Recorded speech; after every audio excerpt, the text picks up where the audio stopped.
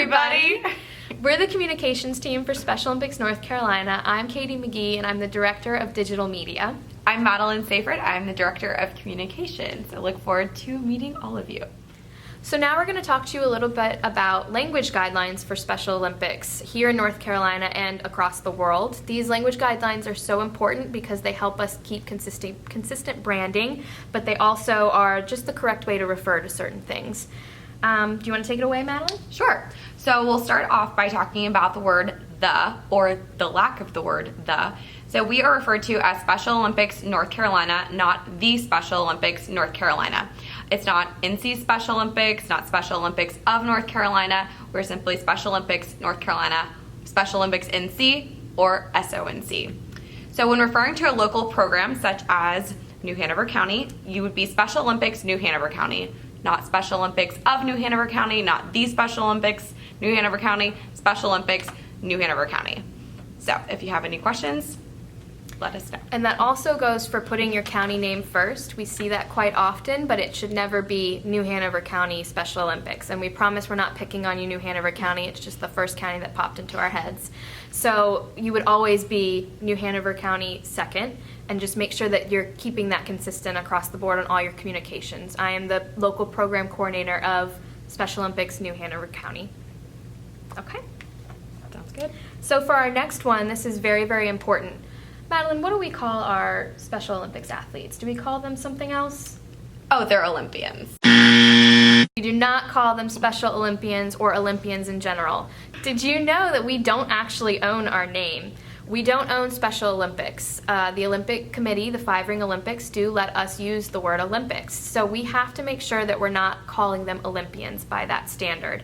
They are Special Olympics athletes. We also don't refer to them in the singular. They are Special Olympics athletes, not Special Olympic athletes. So those are really important to remember, whether you're referring to them to volunteers or to the media or on social media, that you're using the correct language. So now we'll talk about people first language. So referring to our athletes, you say people with intellectual disabilities, not people who are intellectually disabled. And then you could also go with a person that has intellectual disabilities instead of saying they're suffering from, they're afflicted with, or they are affected by, or are a victim of intellectual disabilities. When referring to a person that is using a wheelchair, you can simply say they are using a wheelchair, not they are confined to or restricted. They are using a wheelchair. Or wheelchair bound. That's something that we also hear a lot. Also, you can refer to as having physical challenges or having disabilities rather than they are disabled or crippled. So please remind anyone you hear saying disabled or crippled, they have physical challenges or disabilities, not disabled. Mm-hmm. And the last one that we really want to touch on for you guys is using adults or children as opposed to kids when you refer to our athletes. You could also just refer to them as athletes. And why is that, Madeline? Because kids are not the only athletes competing in Special Olympics. Exactly. There are adults too. Yes. So Special Olympics is specifically for children and adults from ages 8 and up. We do have a program called Young Athletes for athletes that are ages 2 to 7. But after 8 years old, you could be 85 and still out on the track, or you could be 63 and throwing that bocce ball. Whatever your age is, you're welcome to compete as long as you have an intellectual disability diagnosed by a doctor. Now, everybody's favorite topic, logos and branding. So the logo is really important because it helps us keep our branding consistent, and it's recognized across the world. As you might know about the People Ball, it's also called the seal, and that is something that Special Olympics does own. We have it trademarked, as you can see the little R in the corner of one of the little people. There are some branding guidelines that need to be followed within your program to make sure that you're remaining consistent across the board, but also in line with our guidelines and SOI, Special Olympics International's guidelines. First off, the color. Special Olympics NC and local program logos may only appear in white, red, black, gray, or a combination version that features red and black together. So that means that we should not be turning the logo yellow or pink or purple. And that is very important to remember when you're designing t-shirts specifically. The next thing is our font. We use Ubuntu as its primary font for the logo. This typeface has been determined to be more easily read by individuals with intellectual disabilities, so please do not change the font of the logo. Usage. This is a big one. The logo should always be placed on solid color backgrounds with lots of empty space around it, preventing any logo crowding, because we want to make sure it's easily read. The logo should not be used on tie-dye or camouflage backgrounds, including t-shirts, and that goes for any wild background. Maybe it's a beautiful floral, we still shouldn't put the logo on it unless it's got a nice clear white space behind the logo on top of the floral. Do not separate parts of the logo and use them individually. The seal, or the people ball, cannot be used on its own under any circumstances, and that's something that we see a lot with logo use, that the seal has been taken away from the rest of the logo, and that's a no-no. The classic logo is best used for printed materials, and that is your stacked logo that you can see on the screen. It's also great for brochures, thank you cards, whatever it may be, and banners. It can be used for t-shirts as well, though its size and layout makes it better suited for a full front rather than just a pocket logo. You can also use your shield logo. This is great for t-shirts, especially for a chest pocket logo and on uniforms. Your team name or other wording such as coach can go above or below the shield graphic. So you've got two shield logos you can use. You've got a red one and a black one. And if you're using those logos on a different colored shirt and you want the shield itself to be like see-through, that's fine. You can make the outer edge of the shield a different color, but that logo inside needs to be red, gray, black, white, or a combination that features red and black together. All right, so we're going to start with a little Special Olympics North Carolina logo trivia. So first logo, let's take a look. Okay, now turn to your partner to the right. Maybe make a comment or two. What do you think is wrong with this one? Take a second.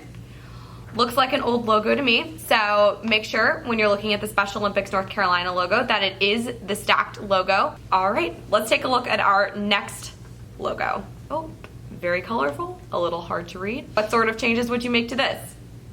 Maybe try a different background color. As beautiful as it looks, maybe without the logo in front, let's stick to plain colors. Okay, so we've all heard of fake news. How about a fake logo? Okay, so if it doesn't have a registered trademark symbol and it's the wrong font, let's just go ahead and consider that a fake logo. So here's an example.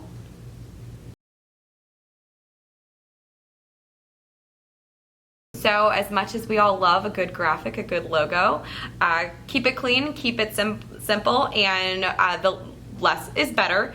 So this logo here looks a little too crowded. So as much as we all love a good logo, good graphics, keep it simple. Make sure not to crowd the logo with a bunch of additional logos. Maybe distribute them at other places on the flyer, poster, whatever you're making, but keep Special Olympics North Carolina at the forefront of the actual graphic itself. We'll give some props to Dare County because they recently made an upgrade to the correct logo. Doesn't that look great? We're really proud of the progress that they made from something that was really important to them with the scenery of the lighthouses, but making sure that it was brand appropriate. And I think this was a great update for them, and I hope that they're enjoying it. Some final takeaway notes for you. Maybe jot these down if you want to have them somewhere quick to reference. So the SONC logo can only be used in black, white, red, or gray. Katie and I even wore these today as a subtle reminder. So the North Carolina Torch Run logo can only be used in blue, white, or a full color version. The seal or the people ball should never be used on its own. Make sure it is attached with the Special Olympics logo, Special Olympics North Carolina logo. And the SONC or Torch Run logo should not appear on a heavily patterned background. Sorry, my tie-dye lovers. I feel you. I love tie-dye, but not the right place for our logo. So our last piece for you guys today is a little bit about social media and the website. As many of you know, and hopefully are using, we do have website pages specifically for our local programs. So if you have any information that you want on there, such as your spring games coming up, or maybe you've got a really cool fundraiser coming up, or you want to update the number of sports that you have offered, that is a great place to do that. And you can send all of your edits to your community resources director, and we'll make sure that those get updated on your local program page. You could put new photos on there as well. We have an option to have sliding carousel images, and those are always a really nice touch. So with that, make sure that you are using your page, and make sure you're not having Facebook be a supplement for your website. A lot of times people in the community, or maybe are new to our state or your local neighborhood, they're looking for Special Olympics for their child or a loved one or themselves, and they come to our website first. So if they come to our website and look for Alamance, and Alamance doesn't have it updated, then they might not know what to do after that. And with that, we do have a new website policy that was instituted early this year. So with Section 3 NC 16 of SO North Carolina's operating policies, it's the External Informational and Fundraising Website Policy.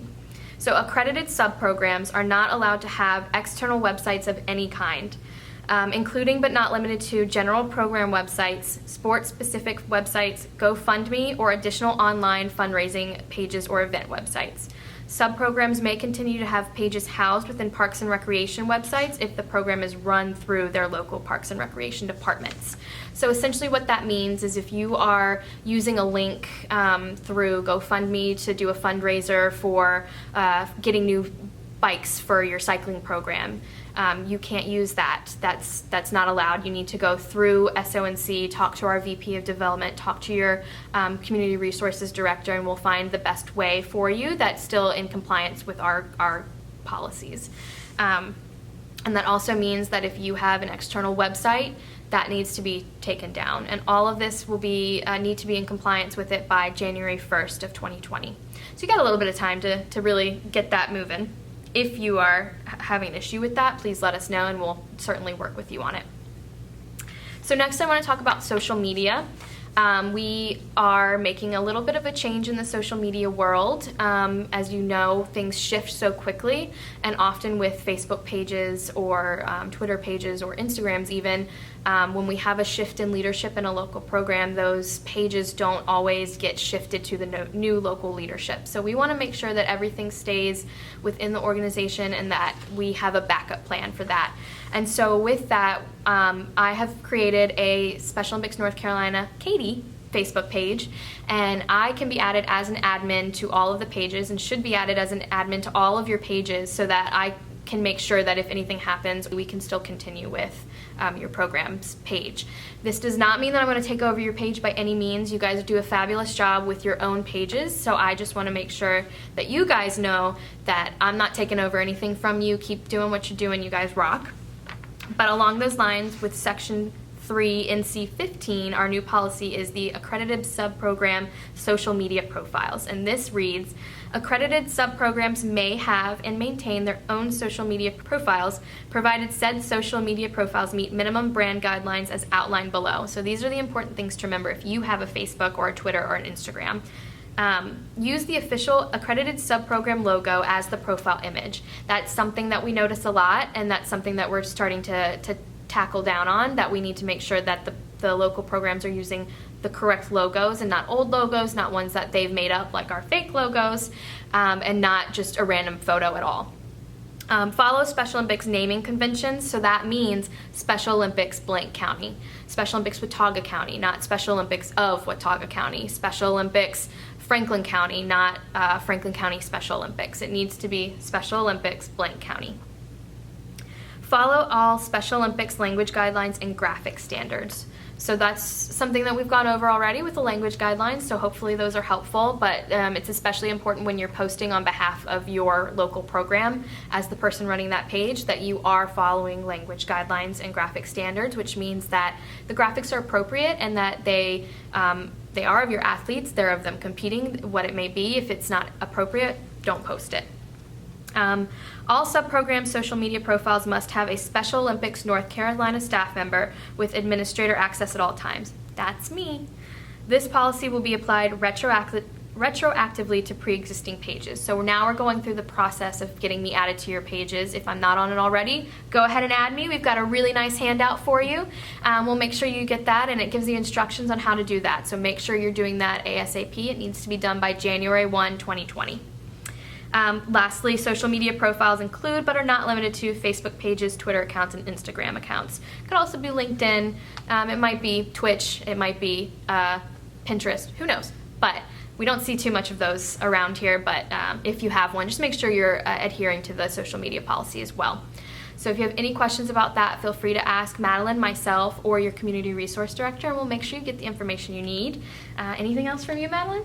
I think we're all set. All right. Thank you so much. All communications questions are welcome. We'd love to hear from you. Bye.